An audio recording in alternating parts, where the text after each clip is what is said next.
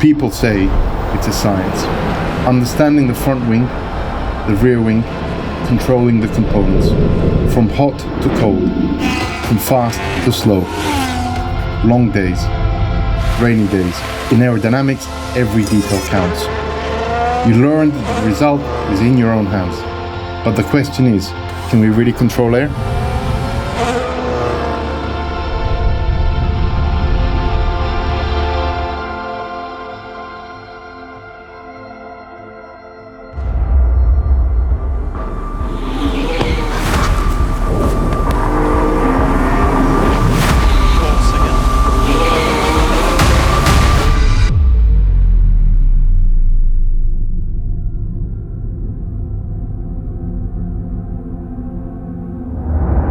Air.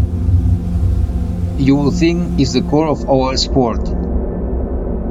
But believe me, aerodynamics is much more. It's about downforce, it's about drag, it's about efficiency. Above all, it's understanding how the airflow interacts with the car, flies through the car, pushing it towards the ground to gain lap time. We can definitely control more than we think.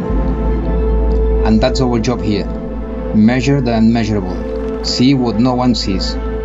So it's all about getting the development as quickly as possible on track, and climbing up the ladder and being faster than the opposition, because there's 9 other teams out there that are doing exactly the same thing. Everyone wants to win, so you have to imagine we always have to push the boundaries to be a little bit better than the others, and only like this you can compete on the field. Could keep, and then we add 1 for the balance adjust. So overall, The wall of Formula 1 is all about lap time performance and race at performance. the moment it's the hard. We'll let you know when we change it. Copy. Aerodynamics is about downforce, the load we apply on the tires, drag, resistance to the air to gain speed on the straights. Yeah, because there's 25 laps, then anything from lap 30 onwards, okay. Keeps the tires on the car. Everything starts from day -1 to day 0, and we have got 2 teams, one at the track and one at the factory, that work together all the time. I don't understand how we arrive to the conclusion that we need more downforce here than Baku.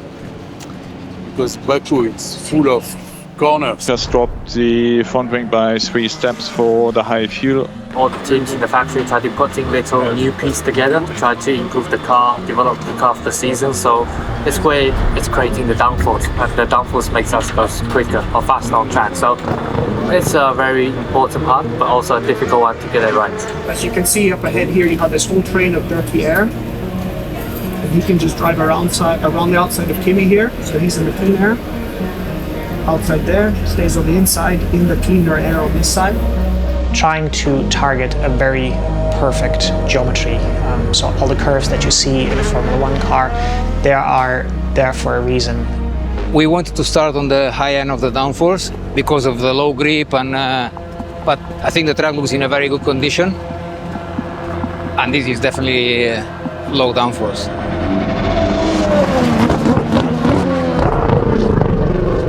You will see a lot of different features on the front wings, and they're all there for a purpose, and it's to manage really the airflow around the tires and try to clean the onset airflow for the rest of the car to streamline it as much as possible.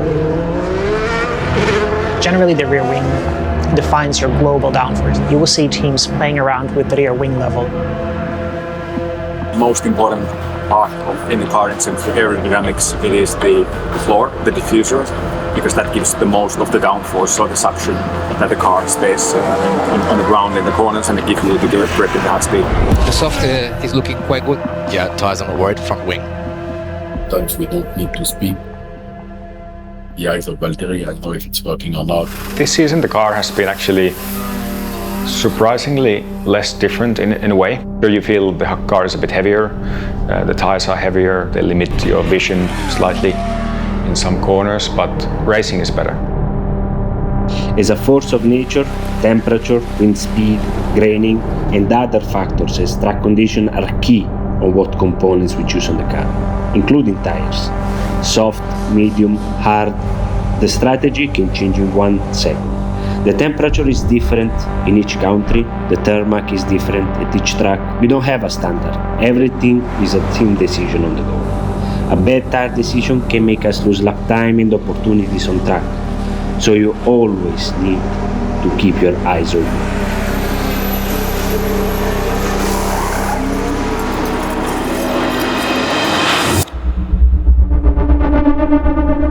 I wish I could explain it so that you could almost feel it, but it's so difficult. The forces we have in the car, you can't really create it in many other circumstances. And when you've driven a car since, like me, I've been since I was 6 years old, step by step you go faster and faster and you always get used to something. So as crazy as it sounds, for me it's normal. Like that's my office and I truly love it.